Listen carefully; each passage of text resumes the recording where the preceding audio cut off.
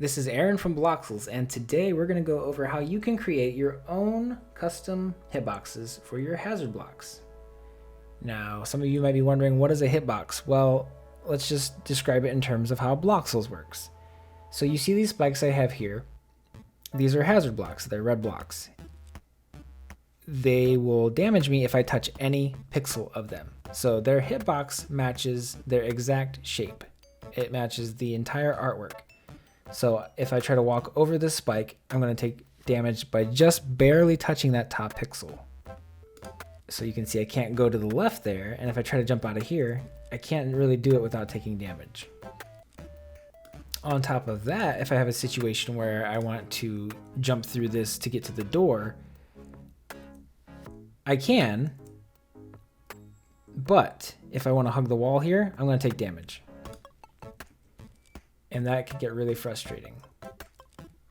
There's also less room for error here. I only have 4 blocks, and that will require a lot more precise timing than what I'm about to suggest. So, if we take a look at our hazards here, they match, again, like I said, the entire artwork. What we're going to do is we're going to go into our art builder and take the art that we've created, and we're going to make a duplicate.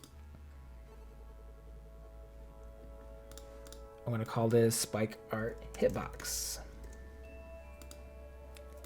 And I'm going to erase 5, 6, maybe even 7 pixels from the top. I'm going to be really generous with it.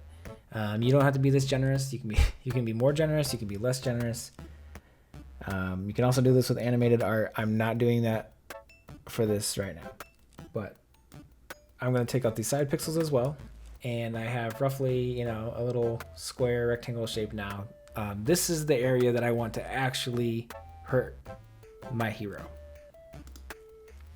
So I'm going to go back to my game.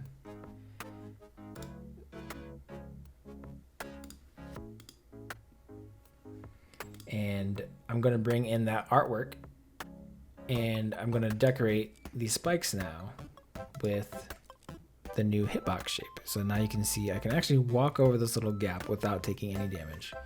And you're like, well, yeah, look how short that spike is. Well, if I add in my mid-background art, it looks the part. It looks like the full spike, but if I fall in, I still take damage. So, this kind of opens up more possibilities. If you want to do any narrow hallways like this, you definitely, you can do more. So again, right here, I can't really jump out, but if I do the same thing for these spikes and I hit test here, you can see I can actually jump out, and yeah, I'm unscathed, not damaged, flourishing, thriving. I'm good, but I can still take damage. So there's still a threat there. There's a very real threat, and then there's a perceived threat.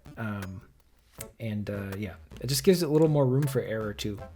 So you can have a little more reaction time for your double jumps. The next thing I want to do is I want to correct this issue. So I'm going to change these spikes. Earlier, I went ahead and made ceiling spikes, so I'm not going to go and make those right now. So let's put the mid backgrounds in for these spikes, and let's test this out. So now you can see I can hug this wall, and I can jump through, or not. Let's try again. I can jump through a lot easier, but again, it's not to make your game completely challenge free, but it definitely makes your games a lot more fair. So, I can see even here, if I try to jump, I'm like, oh, no, wait. Well, again, I don't think I can do this while talking.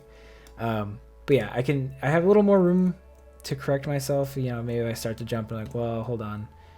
Maybe that's not what I wanted to do. And then you can, reassess the situation and try again. But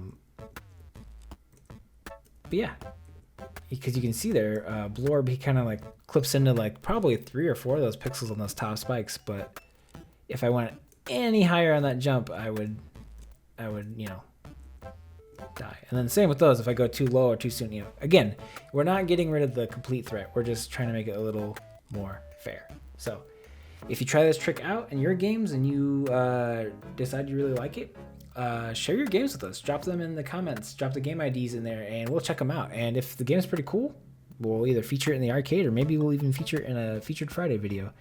But this is just something to consider, I know we've all played those games in the arcade that are super frustrating, and they're really cool looking, or like it looks like you could just make the jump, but you just can't. Or like that window is just so small. It's just so small, and it just gets so frustrating, and you eventually give up because you're just spending so much time trying to get past one area. I encourage you to test these out, and maybe you'll find out that it works really well for your game design, and maybe not. So just something to consider. That's what we do here at Bloxels Workshop. We just show you tricks, and it's up to you to use them or not. So that's it for this video. If there's any other tricks or ideas or concepts that you want us to do in a future Bloxels Workshop video, let us know in the comments, and we will consider it and maybe make it a future workshop video.